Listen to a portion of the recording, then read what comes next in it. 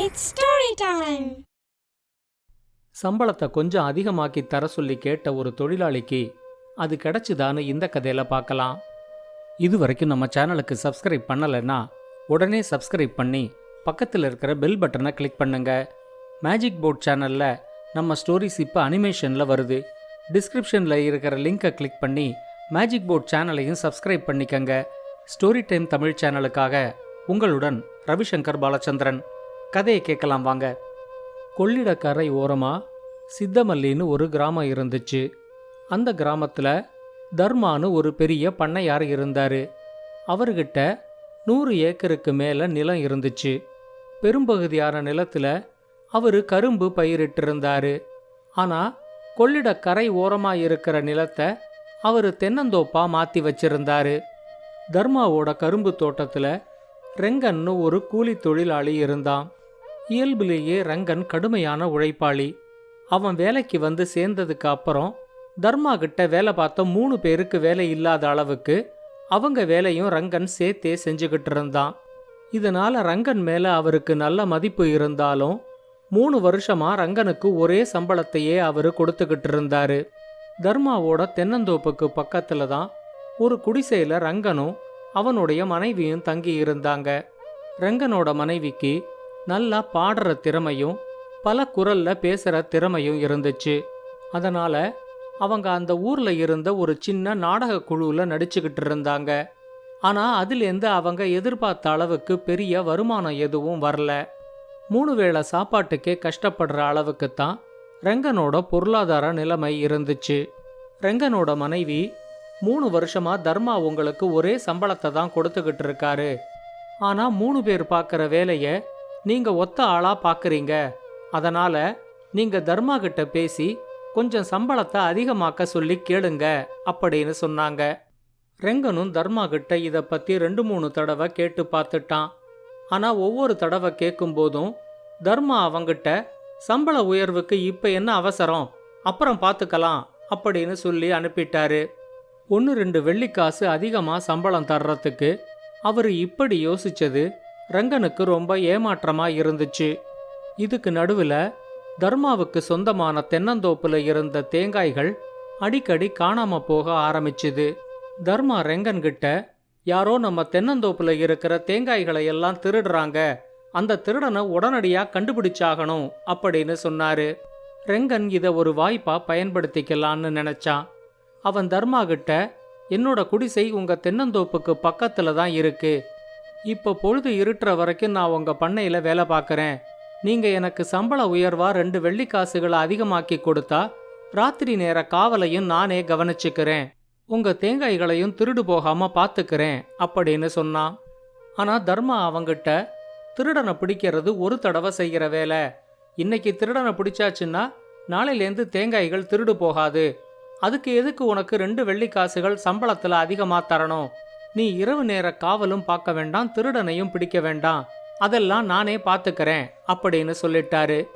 ரெங்கனுக்கு மறுபடியும் ரொம்ப ஏமாற்றமா போயிடுச்சு.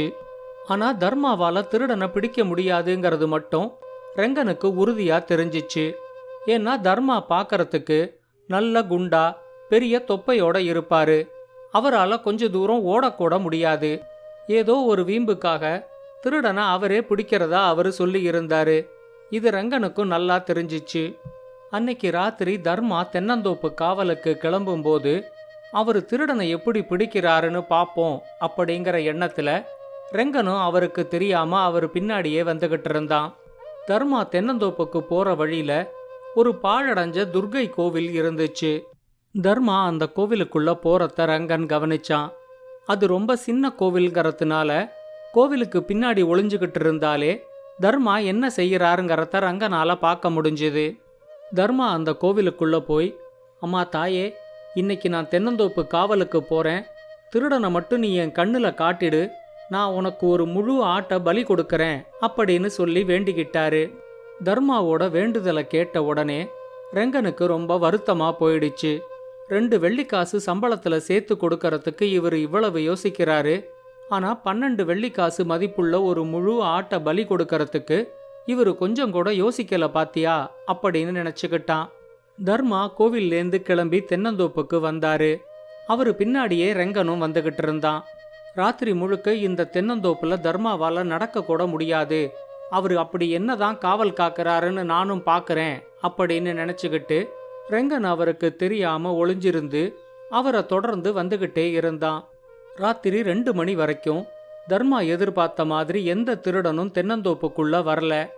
தென்னந்தோப்புக்குள்ள நடந்து நடந்து தர்மாவோட காலெல்லாம் ரொம்ப வலிக்க ஆரம்பிச்சிடுச்சு. அவரு கொஞ்ச நேரம் ஓய்வெடுக்கலான்னு ஒரு தென்னை மரத்தடியில உக்காந்தாரு. உக்காந்தவரு அப்படியே தூங்கிட்டாரு.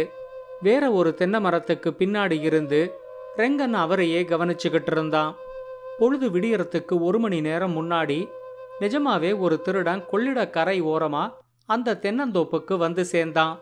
கொள்ளிடக்கரை ஓரமா இருக்கிற ஒரு தென்னை மரத்துல ஏறி 10-15 தேங்காய் இருக்கிற ஒரு தென்னங்குலைய பிடுங்கி அதை அப்படியே கொள்ளிடம் ஆத்துக்குள்ள எரிஞ்சான். ஆத்து தண்ணியில தேங்காய் விழுந்த சத்தம் கேட்டு தர்மா அலறி அடிச்சுக்கிட்டு எழுந்திருச்சாரு. சத்தம் வந்த இடத்தை நோக்கி அவரால முடிஞ்ச அளவுக்கு வேகமா ஓடினாரு. ஆனா தர்மா வர்றது தெரியாம அந்த திருடன் இன்னொரு தென்னங்குலைய பிடுங்கி அதையும் கொள்ளிடம் ஆற்றுக்குள்ள வீசி எறிஞ்சான். இப்ப மரத்து மேல இருந்த திருடனை தர்மா கவனிச்சிட்டாரு. அவரு திருடங்கிட்ட, எங்கிட்ட மாட்டிக்காம நீ எப்படி மரத்திலேருந்து கீழே இறங்கி வர்றன்னு நானும் பாக்கறேன் அப்படின்னு சத்தம் போட்டாரு. ஆனா அந்த திருடன் அதை பத்தி எல்லாம் கொஞ்சம் கூட கவலைப்படாம தென்னை மரத்திலேருந்து நேர கொள்ளிடம் ஆற்றுக்குள்ள பாஞ்சிட்டான். அந்த இருட்டுல திருடன் முதல்ல இன்னொரு தென்னங்கொலையத்தான் பிடுங்கி கொள்ளிடம் ஆற்றுக்குள்ள எரியறான் அப்படின்னு தர்மா நினைச்சாரு. ஆனா குதிச்சது திருடன்னு தெரிஞ்சதும், எங்கிட்டேந்து நீ எப்படி தப்பிக்கிறன்னு நானும் பாக்கறேன் அப்படின்னு சொல்லிக்கிட்டு அவரும் கொள்ளிடம் ஆற்றுக்குள்ள குதிச்சு நீஞ்சி தப்பிச்சு போற திருடனை துரத்திக்கிட்டே போனாரு. ஆனா தர்மா ரொம்ப குண்டாவும் அதிக எடையோடையும் பெரிய தொப்பையோடையும் இருந்ததுனால அவரால எதிர்பார்த்த அளவுக்கு வேகமா நீஞ்ச முடியல. ஆனா திருடன் அதுக்கு நேர்மாறா ரொம்ப ஒல்லியா உயரமா ரொம்ப நாளைக்கு நீச்சல் பழகினவனை போல இருந்தான். நேரம் ஆக ஆக திருடனுக்கும் தர்மாவுக்கும் நடுவில் இருந்த இடைவெளி கொஞ்சம் கொஞ்சமா அதிகமாகிக்கிட்டே இருந்துச்சு. தன்னால அந்த திருடனை பிடிக்க முடியாதுங்கிறது இப்ப தர்மாவுக்கு நல்லா தெரிஞ்சிடுச்சு. அவரு இப்ப திருடனை வாய்க்கு வந்தபடியெல்லாம் திட்டிக்கிட்டே நீஞ்ச ஆரம்பிச்சாரு. தர்மா திட்டுறது திருடனுக்கும் நல்லாவே கேட்டுச்சு. அவன் தண்ணிக்கு அடியால நீஞ்சிக்கிட்டு வந்து தர்மாவோட வயத்துல ஓங்கி ஒரு உத விட்டான். அவரு தன்னை மறந்து ஐயையோன்னு கத்துனாரு. ஆனா திருடன் அதை கொஞ்சம் கூட கண்டுக்காம கொள்ளிடத்துல நீஞ்சி எதிர்பக்கமா கரை ஏறி அவரு கண்ணுலேருந்து மறைஞ்சே போயிட்டான். தர்மா தட்டு தடுமாறி நீஞ்சி மறுபடியும் தன்னோட தென்னந்தோப்பு பக்கமா மெதுவா கரை ஏறினாரு. ராத்திரி முழுக்க தென்னந்தோப்புல நடந்தது, திருடனை பிடிக்கிறதுக்காக கொள்ளிடம் ஆற்றுல நீஞ்சினது, திருடங்கிட்டேந்து அடிவயத்துல ஓங்கி ஒரு உத வாங்கிக்கிட்டது, இதெல்லாம் தர்மாவுக்கு ரொம்ப களைப்ப கொடுத்திருந்துச்சு. அவரால் அதுக்கு மேல ஒரு அடி கூட எடுத்து வச்சு நடக்க முடியல. ஒரு தென்னை மரத்தடியில அப்படியே படுத்துட்டாரு. பொழுது விடிஞ்சதும் அங்க வந்த ரெங்கன் 2-3 பண்ணை ஆட்களை கூட்டிக்கிட்டு வந்து தர்மாவை மெதுவா கைத்தாங்களா பிடிச்சு ஒரு வண்டியில ஏத்தி வீட்டுக்கு கூட்டிக்கிட்டு வந்தான். தர்மா நல்ல வயிற்று வலியோட 1-2 நாளைக்கு வீட்டிலேயே படுத்து ஓய்வெடுத்துக்கிட்டு இருந்தாரு. திருடன் அவரோட வயத்துல உதைச்சது எல்லாருக்கும் தெரிஞ்சு போச்சு. ரங்கன் அன்னைக்கு ராத்திரி தான் தர்மாவை பின்தொடர்ந்து போனதையும் அவரு கோவில்ல வேண்டிக்கிட்டதையும் தோப்புல காவல் காக்க முடியாம ஒரு மரத்தடியில படுத்து தூங்குனதையும் திருடனை துரத்திக்கிட்டு கொள்ளிடத்துல நீந்தினதையும் திருடங்கிட்டேந்து வயத்துல உத வாங்கிக்கிட்டதையும் தன்னோட மனைவி கிட்ட சொன்னான். ரங்கனோட மனைவி அவங்கிட்ட, வேலை பார்க்கறவங்களுக்கு 2 வெள்ளிக்காசு சேர்த்து கொடுக்க மனசில்லாதவங்களுக்கு இப்படித்தான் ஏதாவது நடக்கும் அப்படின்னு சொன்னாங்க. இந்த 1 வாரமா தர்மா தன்னை மறுபடியும் அந்த துர்கை கோவிலுக்கு கூட்டிக்கிட்டு போக சொல்லி ரங்கன்கிட்ட அடிக்கடி சொல்லிக்கிட்டே இருந்தாரு. ஆனா அவருக்கு வைத்தியம் பார்த்த வைத்தியர் அவர்கிட்ட, 1 வாரத்துக்கு நீங்க படுக்கையை விட்டு எழுந்திருக்க கூடாது, எந்த கோவிலுக்கு போறதா இருந்தாலும் அதுக்கு அப்புறமா போய்க்கங்க அப்படின்னு சொல்லிட்டாரு. ஒரு வழியா 10 நாளைக்கு அப்புறம் ஒரு நாள் ராத்திரி ரங்கன் அவரை அந்த துர்கை கோவிலுக்கு கூட்டிக்கிட்டு போனான். ரங்கனை கோவிலுக்கு வெளியவே இருக்க சொல்லிட்டு அவரு மட்டும் கோவிலுக்குள்ள போனாரு.